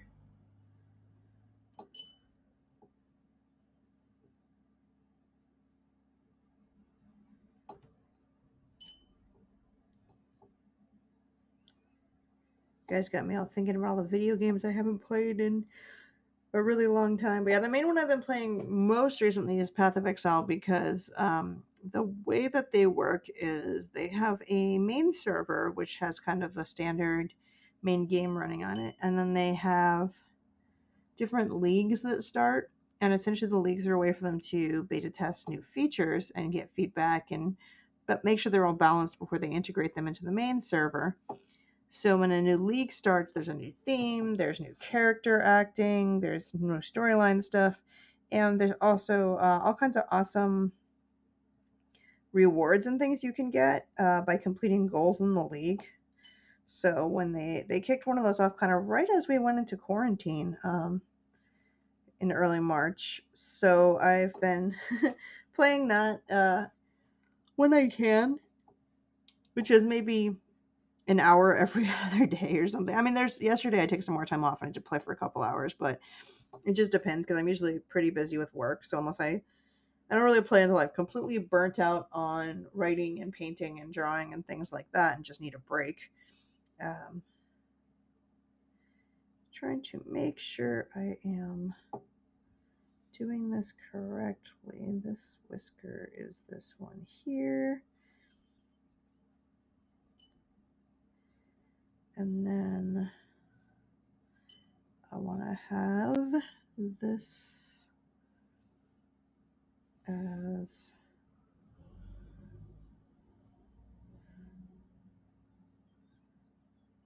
a little bit that you can see here.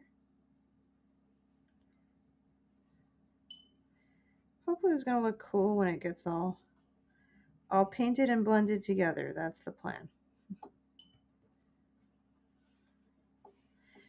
So yeah, I was really focused because the I usually okay, I don't usually to begin with I never got any league rewards, but the last couple of leagues I've gotten better at it, and or people keep asking me if I want to start streaming that, but some people stream Path of Exile. I'm not sure that would be that interesting.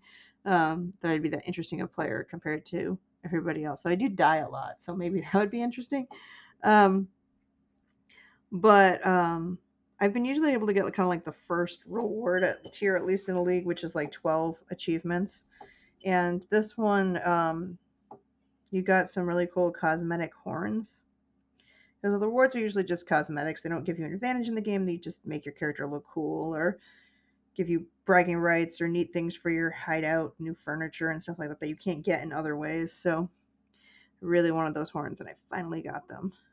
They look kind of like really weird forward going Loki horns. And I haven't actually done that many dragons with horns that go forward versus back. I've done a few. I would love to do one of those on the stream as well. Just do maybe like a horn demo day, and we'll just do a bunch of quick dragon things with different horns. I think that'd be fun. All right, I need this to dry before I can finish painting this last little piece down here. But actually, it's pretty close. I don't know if he needs much more on that. I didn't know I was going to make him quite this colorful, but that often seems to happen in the stream. I start off with like a few simple colors, and then this happens. Okay, so he's got like quite the colorful set of whiskers going on there. And I think I need to kind of shade a little on here to match some of the rest of this part. And I've been debating about the dots on his nose and which color I would like those to be, just to kind of balance things out. I think I'm just gonna go stay with that orange. Yeah, I need to darken things like his nostril needs to pop out more, some stuff like that. So we're gonna have to go add a lot of darker lines. I could have outlined this with darker lines instead of the yellow to begin with, but because I wasn't sure which areas I was using lighter colors on, it was a good way to kind of protect those lighter colors. And then I'll have to go in here and really put some of the darker lines and things in, which is next up. And then we're going to add some highlights, and then he'll be done. But at least it's like a dragon now. It looks like a dragon. He's getting there. But I'm going to make sure he looks like a really wise ancient dragon. So definitely going to work a lot on details to do that. Once I get a little more stuff blended into his fur here.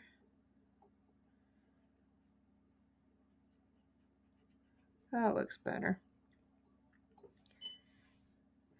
Okay, and I want him to have some lighter fur up here. I was waiting for the stuff around it to dry. I get those with some yellow. This part with some yellow. Any place I feel like isn't vibrant enough, I'm just adding a little more yellow to blend it and things like that.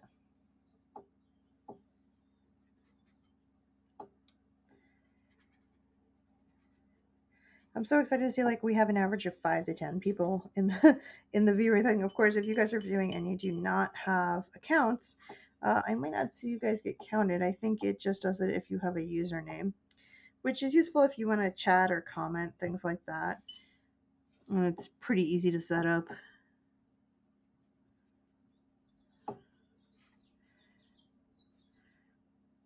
And I'm all excited over an average of like 5 to 10 people. And right now I'm what's called a Twitch affiliate for the amount that I stream and the number of followers I have and things like that.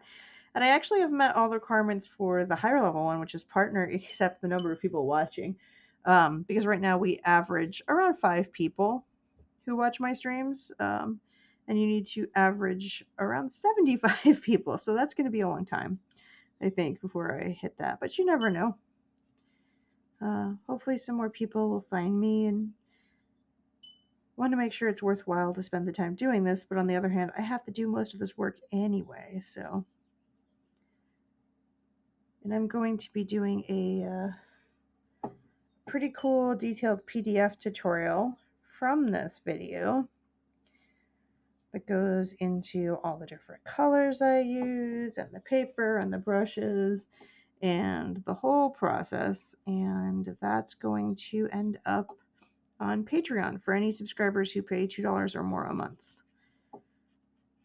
So that will be something I will hopefully get to soon.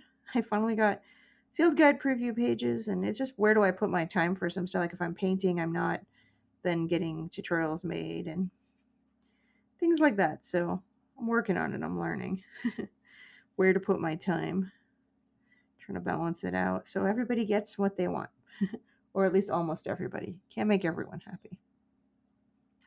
Something I learned about being a Kickstarter creator is you really can't make everyone happy. You can try to accommodate a lot of people, hopefully, and what their desires are, but there's always going to be people who are, I don't know, just unhappy with some strange little detail of your project that you can't really change now because it's too late and you just have to live with it. But I've learned so much over the years because, gosh, it's been 6 or 7 years since I kind of started becoming a full-time creator and doing Kickstarters and things like that, and has been a crazy ride and an insane learning process, but I have really enjoyed it and enjoyed all the cool people I've gotten to meet all over the world. A ton of people in the UK and Ireland, in Australia. That's been pretty cool. Just seeing if there's any other places where we really need to add some more details here before I over detail him. But yeah, I'm gonna have to switch to a smaller brush, and this is gonna have to dry because some parts of it are very wet, so I have to be careful that I am not gonna hit those while I'm painting other areas.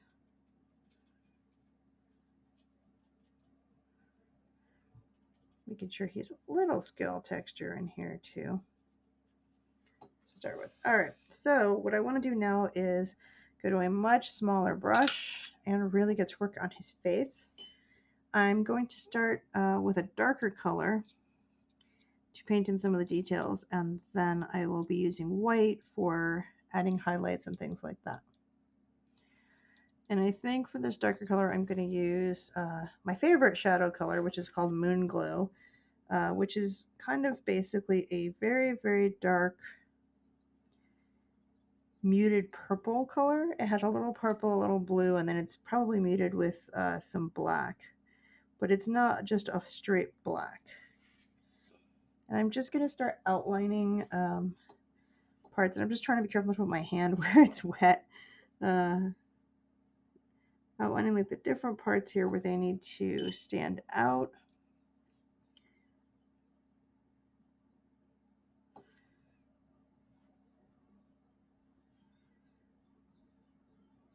I think this brush is wearing out a little bit.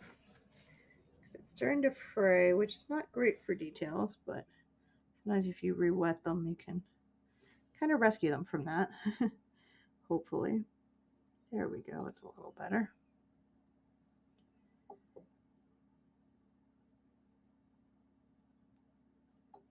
And since I've still got people watching, but you guys aren't really talking in the chat anymore, but I'm assuming that you're all doing homework or cooking or house cleaning or taking a nap because you've been lulled to sleep by watching me paint. So this is where the Chinese dragon look is really going to be expressed the most, is really kind of popping out these shapes. And I don't want to overly outline things because if I overdo it, it's going to kind of make it too much of kind of a flattened out cartoony look. It's going to make it more two-dimensional, which I don't want. So I'm just trying to be aware of where I am placing shadows and things like that, outlines and shadows, so that it looks good. And I think I might even bring this color just a little bit into the very center of the eye here. Really make that pop out. I'm going to work on these details under the eye a little bit too, but I'm going to go to a smaller brush probably for some of those. I really want him to have some crazy wrinkles and things because he's an older dragon. It's been around for a while. You're still deck building. And I used to spend a long time when I played Magic the Gathering doing deck building. Mostly because I was trying to Tucson and I realized a lot of the really serious players would all build the same decks that were whatever deck was winning in the famous tournament sort of circuit. So then, of course, made them the most expensive decks to build. I would try to build decks that appeared to be those decks and then did something completely different. Because sometimes you could win just because someone would assume that you were playing the deck that three other people they played against had played. And I mean, really, if you're going to play a deck building game, why would you want to play the same thing everyone else is playing? That's just silly. But a lot of the tournament players do that. So I would try to make it look like those and then have it do something completely different just to mess with you. Because even if I couldn't win, it was really fun to mess with people. Especially if they were like diehard serious players who forgot that they were supposed to be having at least a little bit of fun. So I guess that's already really kind of sparking him up to life a bit more. And I'm going to go to an even tinier brush, teeny tiny brush, and I'm going to work on his eye a bit here and his area around the eye because he's supposed to be pretty old. So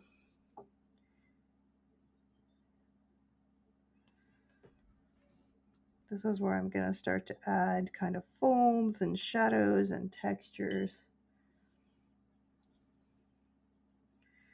And we really want to kind of shade this in because he's got these kind of large sunken eye sockets because he's a little older. So I think that will help to show that a bit.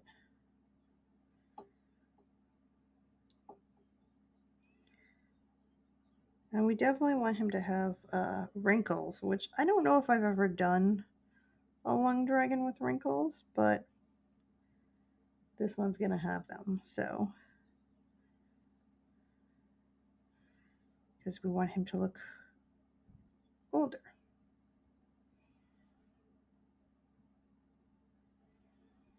I think that already is. Yeah, I know what EDH is.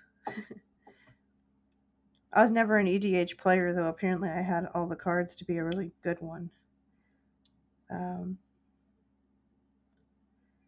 Again, like, since I didn't grow up with a lot of the tournaments and things that they have now, I don't like them as much. It's one of the reasons I stopped playing. And I stopped liking the direction they were taking a lot of the collectible card games in, especially Magic. I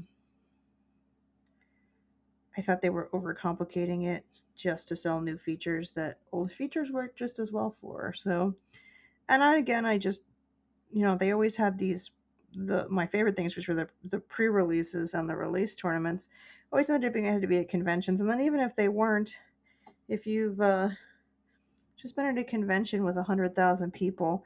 You don't really feel like sitting in a room of loud people like the following weekend or anything. So as I got older, I think I just kind of outgrew it. I wanted to go hiking and go dancing and have time to read books, and running my own business started taking up more and more time. And since I love doing this, this is where my time has gone. So yeah, it just ended up being recreationally not what I wanted to do. But it was something I had fun doing as a teenager, especially because I was homeschooled, so it gave me a way to kind of go meet other kids and stuff like that. There were not a lot of female players when I grew up, and actually, there weren't that many in Tucson when I first moved here. And then they kind of, with the rise of geekdom being cool, female gamers have become a little more acceptable, I think, or noticed, or it's a little easier. I mean, there's still could be awkward. I've definitely had, back when I used to play Magic, had people say they would take it easy on me because I was a girl. Usually kicked their ass after that, so not sure if that's because it motivated me or because they would just assumed I would be easy to play against.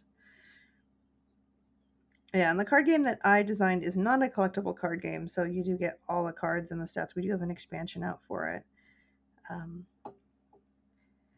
it kind of taps into the things like Magic that you might, Magic the Gathering that you might like, but then also has like kind of tie-ins to things like Monopoly and Gin Rummy. I'm a huge Gin Rummy fan, so definitely wanted a little bit of the Rummy aspect in our card game.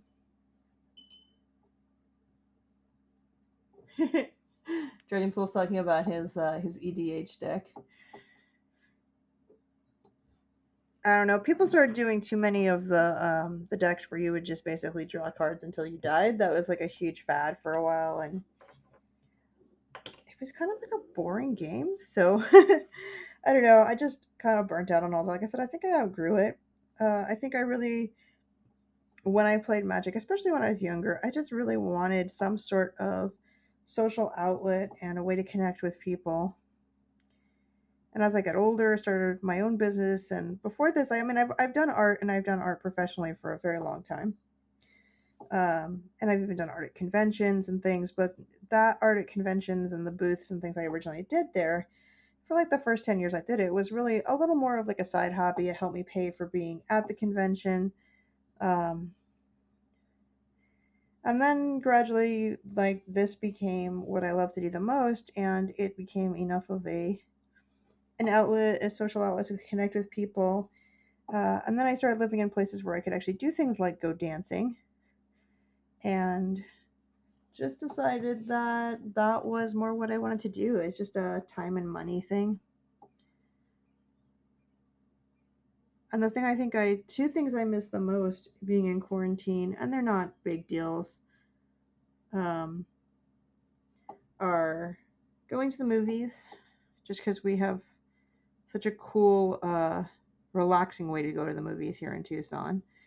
And then just going to the coffee shop to do art, or just get breakfast and kind of have that as a sort of wake up routine.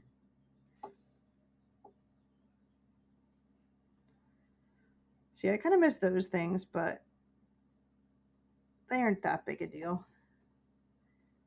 I learned from a very young age I kind of had to be self-sufficient when it came to keeping myself entertained, and also like just being okay with myself. And I think a lot of people are having a hard time right now because sometimes if you are used to spending a lot of time with other people, you never really have to get comfortable spending time just with yourself. Some people are not, and that's not terrible, but I think as adults you should learn that. So I think there's a lot of folks who are kind of having to learn it now.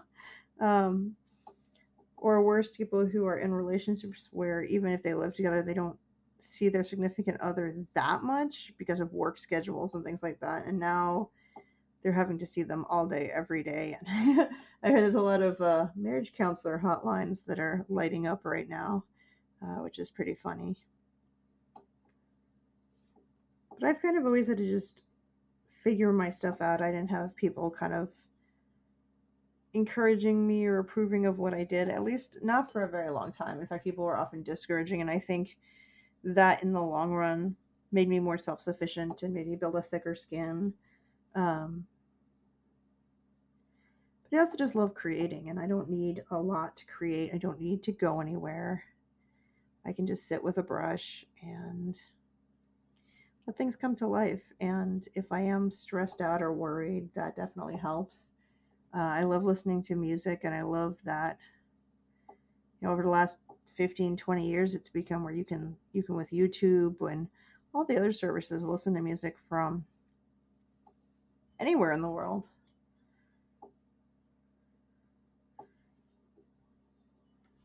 But I think definitely when I did used to play card games more, it was I wanted the social experience, and being a homeschooled kid when I was a teenager doing it, I definitely wanted to kind of fit in more and things like that. And eventually I realized I was really, really bad at being anyone other than myself. I'm just bad at it. I don't know if that's a good thing or a bad thing that I'm not good at doing things to fit in with other people, but I it's not a rebellious thing so much as I'm just not that good at it. Um I even just write the way I talk. I don't have a separate thought pattern for writing. Probably because I read so much growing up, so I had to get used to the fact that some people aren't going to like me and some people are going to laugh at me or not like my art, and that's okay. Because a lot of people will like what I do. We have this thing called the internet, and I will be able to reach those people. And we have a really cool scene here, which I know I've talked about a lot with not just our DJs, but some of the venues. When I lived in LA, I often wasn't that comfortable going out to places, certainly in San Francisco. I always felt like there were ways you were supposed to present yourself, and I just wasn't that good at them. I'll get dressed up, but I definitely am a more quirky person about that than doing what is the trend or what's fancy or I don't know. I just never know that stuff. So Tucson's been just a really good experience because everybody is pretty accepting of whatever your own personal style is. Everybody's pretty laid back,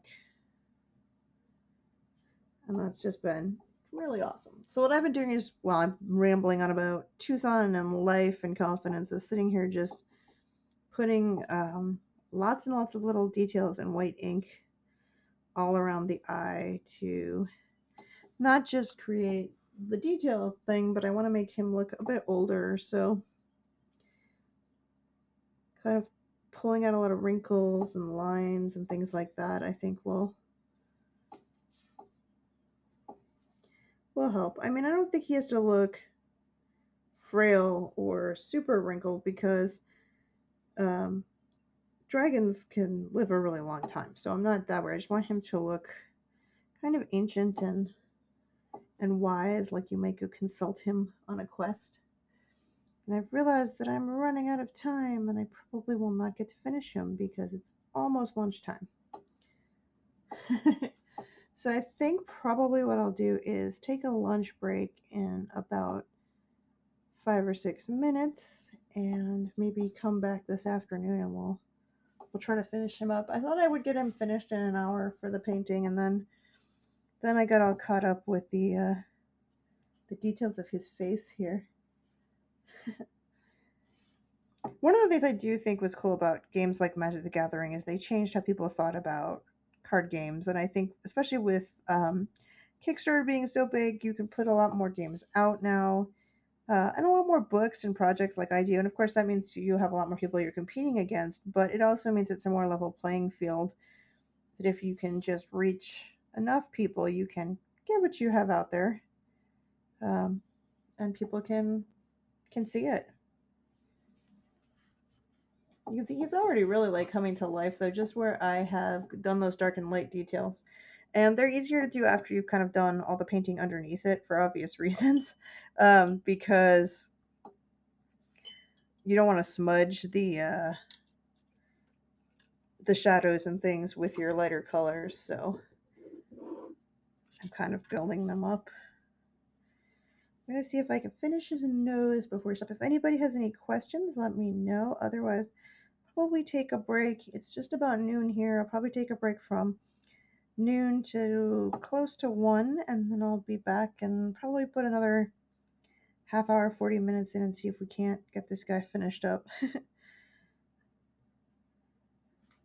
Yeah, it's just going to take me a while to outline all the little things. I'm impressed we get as much done because I started with a blank piece of paper. So that's pretty good for 2 hours. Some dragons, I mean, you guys have seen me do paintings on the Twitch channel here where I knock them out in like 45 minutes, especially if they're already inked. But this one, because he's got so many different colors that I'll have to be kind of handled so they don't run together in all these separate parts and a lot of detail. This one's taking a bit longer, which is good because I like showing kind of my longer process too. I'm not entirely happy with his nose here. I don't really like how this blue is right now. Kind of wish I had done a separate color just for kind of some of the decoration on his nose versus his whiskers, but I'm going to work on that. I'm going to add some shading in here. I think that's going to help a lot, yeah. And he definitely needs a nice dark line here for his mouth, which sort of follows the whiskers, but then it goes behind them because right now you really can't see his mouth. I kind of painted all around it with the shading, but did not get, there we go. Now he's starting to get a mouth in there. So this is where his mouth is here.